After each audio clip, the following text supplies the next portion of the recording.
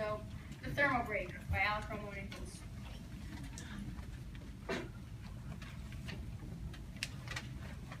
Problem. In martial arts, board breaking is a common practice. There are two types of boards, wooden boards and then re-breakable boards. Often, beginning students will kick too high or too long boards, causing them not to break. Coaches will tell them this, but often the students do not take the instructions. I needed a way for students to visualize their mistakes rather than hearing them, because students often respond better to visual aids. My solution. My solution is a re-breakable board with 2 liquid crystal sheets attached to it. Liquid crystal sheets leave temporary marks when struck. As you can see, students will be able to see their own mistakes.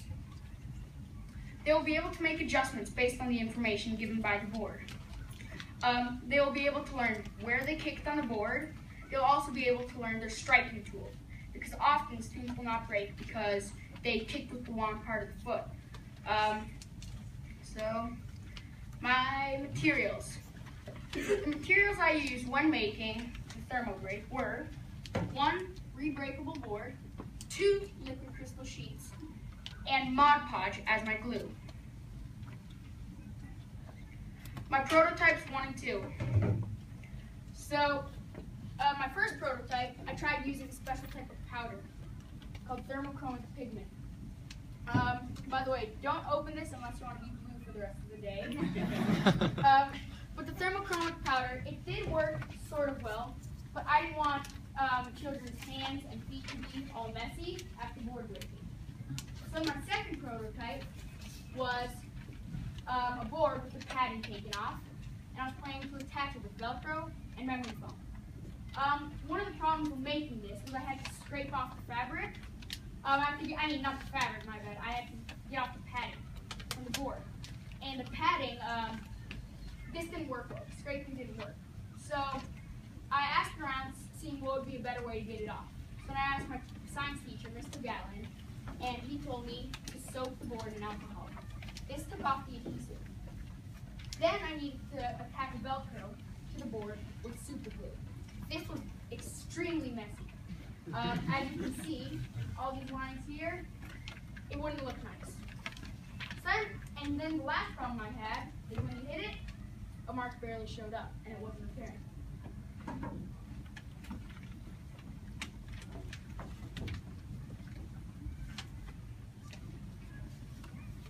Prototypes 3 and 4. So my third and fourth prototype, I decided to use liquid crystal sheets. So these are my third and fourth prototypes. The problem with them, permanent spots were left when you struck them. This was because I used spray glue. Spray glue didn't work well because, as you can see here,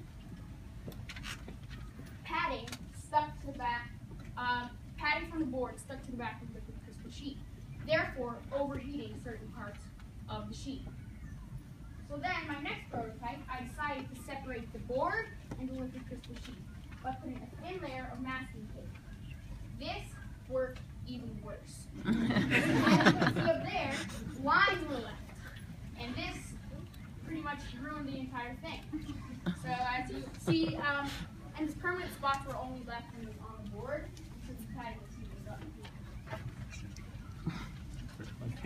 So in my final prototype, I used Mod Podge as my glue. Mod Podge worked extremely well because, see this side here? This side was my only success at the spray glue. And as you can see, it's barely a success at all. Whereas my Mod Podge side, you'll be able to see exactly where you hit on the board.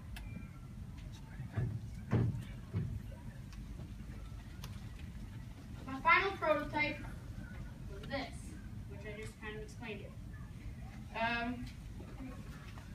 What does it cost to develop my prototype? So, re-breakable boards have 4 different strengths. This is in the order from least strong to strongest. It was the yellow board, the blue board, the red board, and the black is the strongest. I decided to use the blue board because it's more suitable for children. So, the cost to develop the blue board is $44.37. The blue board costed $22.45. The 2 liquid crystal sheets cost $21.90, and the glue costed roughly 2 cents.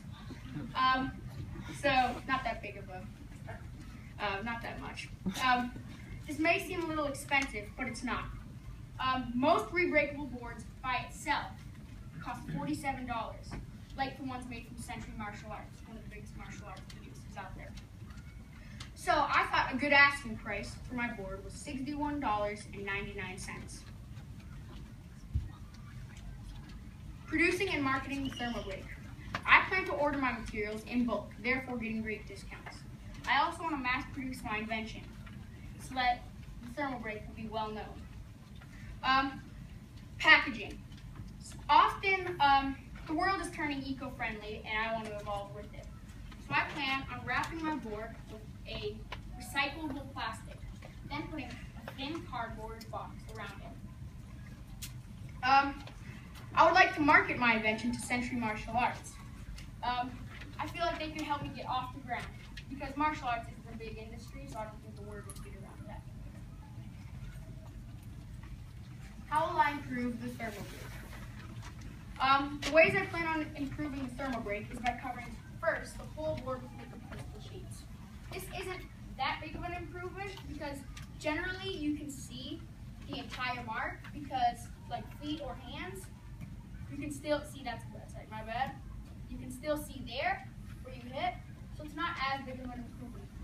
My next improvement I would like to make is by having a certain material that could be seen where the marks could be left without having skin contact. Because there's elbow strikes, so elbows, there's forearms, and also knees. Often it is easy to hit in the center with these tools.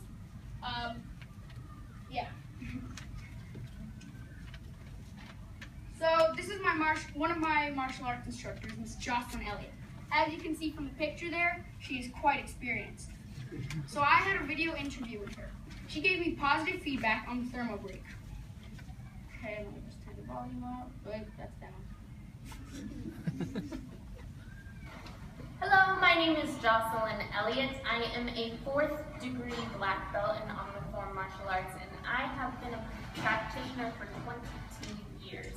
I had the pleasure of utilizing Alec's invention today, his thermal board, with a few of my students who are actually testing.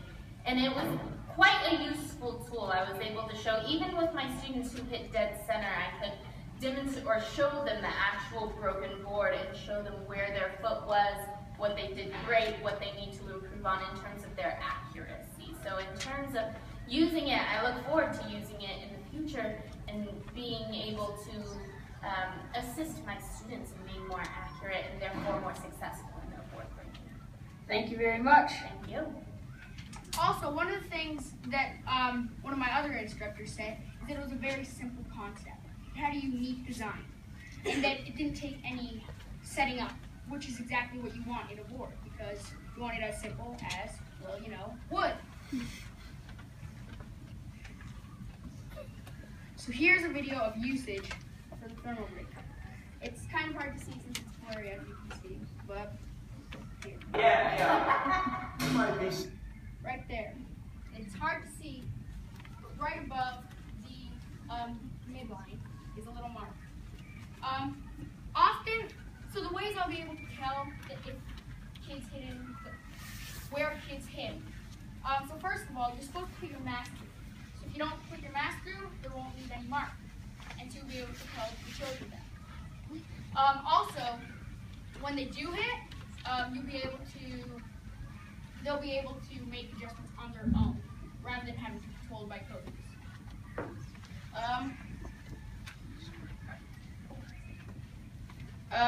Wait, sorry, wrong slide. I got it in the wrong order. Are you left with any questions? So, Alex, good to see the family tradition of innovation continue from your older brother. Very good presentation. So, tell us, I think it's nothing like a good endorsement from your instructor. So, where are you in your martial arts career? Wait, what belt do you have, and what are your plans in your martial arts? Oh, well, I have a 2nd degree black belt, and I started leadership around 6 months ago. So, right around when Gates started. So I was asked to coach board breaking one time, and so I saw a lot of students kicking too high or low on the boards. I tell them this, and they don't listen. Also, when I was testing for my 2nd degree black belt, there was this one kick that was especially hard, and it was on my left leg, my back leg. And so I remember the coaches, I came into it thinking power, power, power. That power wasn't my problem. I was hitting as hard as I could, but I was hitting too low. So, finally, after 10 attempts, I realized I need to kick higher. And me, as a 12-year-old, should know this. But then there are the 7-year-olds who don't understand as easily. So, acknowledgements. I would like to thank my parents, first of all, for being one of my biggest supporters. They have helped me throughout this whole journey. I'd like to thank all the Gates coaches, the 5th and 6th grade coaches, and the 7th and 8th. All of them have helped me through this incredible journey. I'd like to thank everyone who supported me throughout the way. They have been a major help. I'd like to thank the judges for being out here to look at my invention. I found it a very exciting week, and I'm happy to share it with you guys. I love that you share your journey with the prototypes. I think it really does a lot of justice to the design process that you went through 6 iterations before you found something that you really liked. Going from here, I was wondering how much you've tested it and how the durability of that liquid crystal is going to hold up on the surface. So the liquid crystal sheet, it's very strong. It's been hit by a 15-year-old Ryan Osler. He's a 2nd degree black belt like me, and probably one of the most experienced children at the place. He kicks extremely hard. The only problem with the liquid crystal sheets falling off is at the corners. Whenever you glue something, there's always the corners. Have you ever noticed that? So if students want to peel the corners off, that would be the problem. But when kicking, nothing does.